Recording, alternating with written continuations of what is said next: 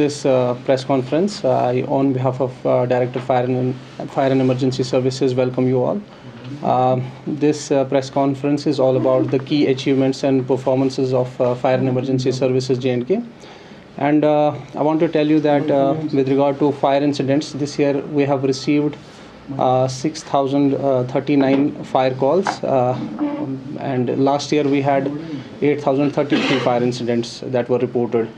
So significantly there is a reduction of about 25% in fire incidents, and it's because of the rigorous awareness campaign that has been launched by our worthy director Shri Alok Kumar. मैं समझता हूँ कि awareness campaign जब से हमारे director sir ने launch किया था 2022 में, और तब से लेके अब तक हमने अवेयरनेस प्रोग्राम्स की फ्रीक्वेंसी काफ़ी ज़्यादा बढ़ाई है. लगभग हमने 10,000 अवेयरनेस प्रोग्राम्स तब से लेके अब तक किए हुए हैं, और in which we have trained more than 10 lakh people, जहाँ पे हमारा जो फोकस रहता है फायर प्रिवेंशन पे रहता है, फायर प्रोटेक्शन पे रहता है, लाइफ सेफ्टी पे रहता है. इन अवेयरनेस प्रोग्राम्स में हम जनरल पब्लिक को अवेयर करते हैं with regard to the usages of fire extinguishers. जो कॉमन फायर हैज़र्ड्स हैं उनके बारे में बताया जाता है, जो कॉमन मेथड्स ऑफ एक्सटिंग्विशमेंट है उन चीज़ों के बारे में बताया जाता है. So I think the reduction of 25% in fire incidents is because of those awareness programmes, and I think the credit should be given to our director Shri Alok Kumar. Now, with regard to the infrastructural safety, the department has conducted 3,728 fire safety audits in different occupancies, be it hospital, school, college. In operational readiness, we have played a crucial role in recent floods.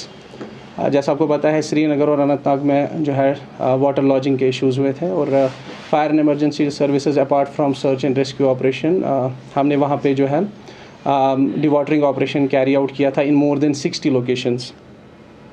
Operation Sindoor में भी जैसा आप जानते हैं कि in the border areas the fire and emergency services provided a vital support by deploying fire tenders in the areas of Poonch, Uri, Sopore and Kupwara.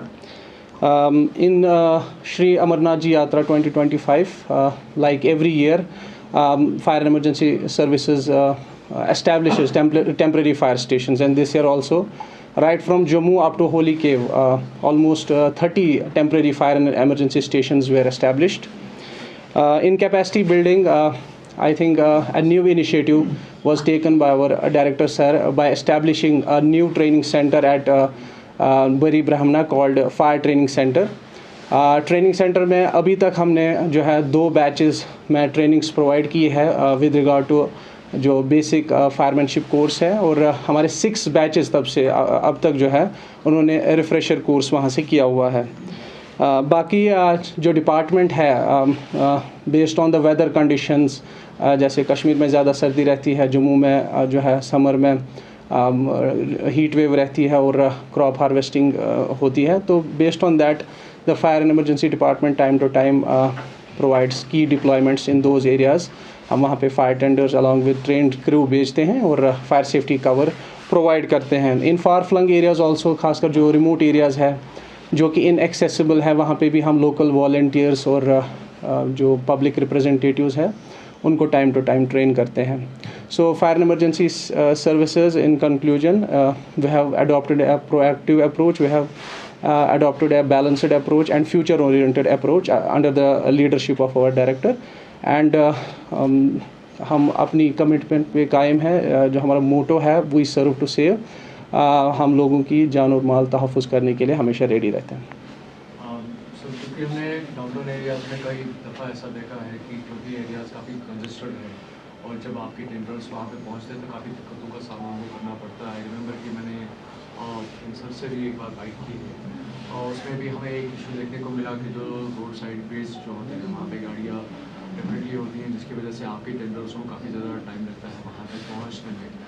जिस तरह से आपने अवेयरनेस का जिक्र किया, क्या की पॉइंट्स हैं जिसको लेकर पब्लिक को अवेयर रहना चाहिए कि अगर किसी पर्टिकुलर एरिया में कोई ऐसा इंसिडेंट होता है वो अपने आप की रिस्पॉन्सिबिलिटी कैसे उसको जो है निभा सकते हैं? बिल्कुल, आपने सही बताया। जो ख़ासकर जो डाउनटाउन एरियाज़ है काफ़ी कंजेस्टेड है, और ऐसे एरियाज़ में जब फायर इंसिडेंट होता है, क्योंकि पुराने स्ट्रक्चर्स है और फायर सेफ्टी गैप उतना ज़्यादा होता नहीं है, जो ही वहाँ पे फायर इंसिडेंट्स होते हैं with in short span of time जो है काफ़ी सारे स्ट्रक्चर्स इन्वॉल्व हो जाते हैं। और जैसे मैं समझता हूँ कि फायर ऑपरेशंस में एक गोल्डन आवर होता है। उस गोल्डन आवर में अगर हमारा जो फायर टेंडर है जितना जल्दी स्पॉट पे पहुँचेगा, उतना हम loss of life and property को कम कर सकते हैं। इसमें मैं बताना चाहूँगा कि हमें पब्लिक का टाइम टू टाइम कोऑपरेशन चाहिए होता है। अवेयरनेस प्रोग्राम्स तो हम कर ही रहे हैं, लेकिन बार बार मैं लोगों से यही रिक्वेस्ट करता हूँ कि जब भी हमारा फायर टेंडर स्टेशन से बाहर निकलता है, वहाँ से ही हमें पब्लिक का कोऑपरेशन चाहिए होता है। जैसे रास्ते में ट्रैफिक कंजेशंस हो सकती है, जब हम स्पॉट पे पहुँचते हैं कई बार हम देखते हैं वहाँ रॉन्ग पार्किंग्स होती है। बहुत सारे लोगों ने अपने कंस्ट्रक्शन मटेरियल्स भी वहाँ पे रखे होते हैं, तो उसकी वजह से भी फायर इमरजेंसी सर्विसेज को काफ़ी जो है दिक्कतें पेश आती है। तो लोगों से हम बार बार यही रिक्वेस्ट करते हैं कि हमारे लोगों के ऊपर भी काफ़ी सारी जिम्मेवारी आयद है। फायर एंड इमरजेंसी डिपार्टमेंट अपना काम कर ही रहा है, लेकिन अगर हमारे साथ लोग और ज़्यादा कोऑपरेट करेंगे तो मुझे लगता है कि जितना loss of life and property कहीं इंसिडेंट्स पे हो जाता है, वो हम उसको ओवरकम कर सकते हैं। क्योंकि रिसेंटली हमने आपका ये भी स्टेटमेंट देखा कि जो हम एक नाकिस क्वालिटी के हम अभी ब्लैंकेट्स जो है इलेक्ट्रिक ब्लैंकेट्स इस्तेमाल कर रहे हैं, जिसकी वजह से भी कई सारी जगहों पे आग लगी ही आ रहा है कि आपने भी उसको लेकर काफ़ी स्टेटमेंट्स शेयर किए पब्लिक डोमेन में। आपको क्या लगता है कि पब्लिक को किन चीज़ों का खासतौर पर विंटर्स में ख्याल रखना चाहिए? क्योंकि समर्स में हमारे पास एक ही डेंजर रहता है, पहाड़ों में जो है टेम्परेचर की वजह से आग लगती है, लेकिन इन विंटर्स यूजुअली हम ज़्यादातर गर्मी करने के आलात जो है इस्तेमाल करते हैं। So what are the right ways to use those products, और ख़ासतौर पर जिस तरह से आपने क्वालिटी प्रोडक्ट्स की बात की है, इन दो चीज़ों के बारे में। देखिए, विंटर प्रिपेयर्डनेस के लिए डायरेक्टर श्री आलोक कुमार सर ने भी एक खुसूसी मीटिंग रखी थी, और इसमें डिफरेंट डायरेक्शंस वर पास्ट, और ख़ासकर हमने एक एडवाइज़री जो है विंटर के हवाले से इशू की थी, क्योंकि जैसा हम जानते हैं कि विंटर में काफ़ी ज़्यादा फायर इंसिडेंट्स होते हैं बिकॉज ऑफ सर्टेन रीजंस। मैं रूट कॉज ये समझता हूँ कि हम एक्सेसिव यूज़ अपने हीटिंग गैजेट्स का करते हैं, और हमारे इलेक्ट्रिकल सिस्टम्स काफ़ी ज़्यादा ओवरलोड हो जाते हैं। हम time to time electrical audits नहीं करते, और हमें ये नहीं पता होता है कि हमारी जो वायरिंग्स है, हमारे जो इलेक्ट्रिकल सिस्टम्स हैं, वो किस लोड के लिए हम यूज़ कर सकते हैं। हम कई बार जो है लोड उससे ज़्यादा उस पर कनेक्ट करते हैं, और रिसेंटली भी हमने देखा काफ़ी टाइम तक जो है ड्राई स्पेल था, और जिसकी वजह से भी हमारे स्ट्रक्चर काफ़ी ज़्यादा वल्नरेबल हो जाते हैं। तो लोगों से रिक्वेस्ट की जाती है, और मैंने अपनी एडवाइज़री में भी इसका मेंशन किया था। डीजी साहब ने भी जो एडवाइज़री इशू की थी उसने भी मेंशन किया था कि जो भी हम नए इक्विपमेंट्स बाज़ार से प्रोक्योर करें, स्टैंडर्ड इक्विपमेंट्स ही हम प्रोक्योर करें, ISI मार्क वाले इक्विपमेंट्स ही प्रोक्योर करें। आप ISI मार्क को कैसे वेरीफाई करना है? आप जो भी प्रोडक्ट बाज़ार से ख़रीदें उस पर प्रोडक्ट नंबर, लाइसेंस नंबर लिखा होता है। आप BIS की वेबसाइट या उनकी एक जो ऐप होती है BIS की, आप उस पर प्रोडक्ट नंबर, लाइसेंस नंबर डाल सकते हैं, वहाँ पे उसकी सारी डिटेल्स मिल जाती हैं, और उससे हमें पता चलता है whether it's a genuine ISI product और नॉट। अगर आपके पुराने इक्विपमेंट्स है और उनको आप इस साल इस्तेमाल करना चाहते हैं, you should ensure that they are properly inspected. You should properly inspect those equipments and service them before operating, क्योंकि कई बार जो है पिछले साल के इक्विपमेंट्स में कोई ख़राबी होने की वजह से, लैक ऑफ मेंटेनेंस की वजह से they are unsafe to operate. बहुत सारे फायर इंसिडेंट जैसे मैंने कहा इलेक्ट्रिकल रीजंस की वजह से होते हैं, उसके लिए टाइम टू टाइम हमें इलेक्ट्रिकल ऑडिट करने की ज़रूरत है। काफ़ी बार हमारी जो वायरिंग्स है पुरानी होने के कारण, डैमेज्ड होने के कारण, सब स्टैंडर्ड होने के कारण ये लोड झेल नहीं पाती, जिसकी वजह से फायर इंसिडेंट्स होते हैं। तो लोगों से रिक्वेस्ट है कि आप अपने घरों का time to time electrical audit कराएं। अपने MCBs को इंश्योर करें कि हर किसी टाइप का MCB आपके घर में है। हम सबसे बड़ा मसला जो मैं समझता हूँ, बहुत कम घरों में हम देखते हैं कि अर्थ लीकेज प्रोटेक्शन होती है। तो लोगों से वहाँ पे रिक्वेस्ट की जाती है कि आप अर्थिंग का ध्यान रखें। जो ELCB या RCCB टाइप जो सर्किट ब्रेकर्स हैं वो अपने घरों में इंस्टॉल करें based on the recommendations of the licensed electricians. बाकी LPG के कारण भी काफ़ी सारे फायर इंसिडेंट्स होते हैं कुकिंग एरियाज़ में। We should ensure that we are not having LPG cylinders inside our homes, rather we should have them outside so that there is no accumulation of gas. अगर हम heating के लिए LPG को इस्तेमाल कर रहे हैं तो वहाँ पे वेंटिलेशन का काफ़ी ध्यान रखने की ज़रूरत है, because most of the times हमारी बुखारी जो है रूम का ऑक्सीजन कंज्यूम करती है and the same oxygen is important for our survival also. और मैं समझता हूँ कि वहाँ पे टॉक्सिक गैसेस का भी बिल्डअप होता है और कई बार जो है हम उसको रात के अवकाफ में लगा के छोड़ते हैं और जिसकी वजह से फिर हमने बहुत सारे फायर इंसिडेंट्स में लोगों की डेथ्स भी देखी है। सो वेंटिलेशन का काफ़ी ध्यान रखें और जब भी आप सोने जाए ऐसे इलेक्ट्रिकल या एलपीजी बेस्ड गैजेट्स को आप टर्न ऑफ कीजिए।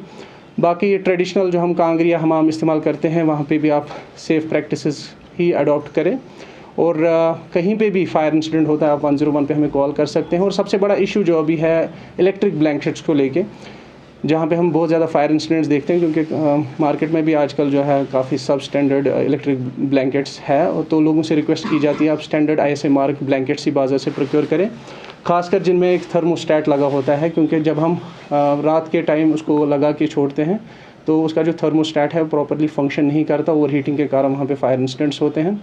और इलेक्ट्रिक ब्लैंकेट्स के साथ भी काफ़ी सारे डूज़ एंड डोंट्स हैं, जैसे हमें उसको फोल्ड नहीं करना चाहिए या डैम्प सरफेस पे नहीं रखना चाहिए, क्योंकि अगर हम अनसेफ प्रैक्टिसेस वहाँ पे भी फॉलो करेंगे अपार्ट फ्रॉम प्रॉपर्टी लॉस, हमने वहाँ पे डेथ्स भी देखी हैं। सो लोगों से रिक्वेस्ट की जाती है जब भी आप ऐसे इलेक्ट्रिक ब्लैंकेट्स या कोई भी गैजेट इस्तेमाल करें आप डूज़ एंड डोंट्स को फॉलो कीजिए। सर फॉर 2026 क्या प्लानिंग है?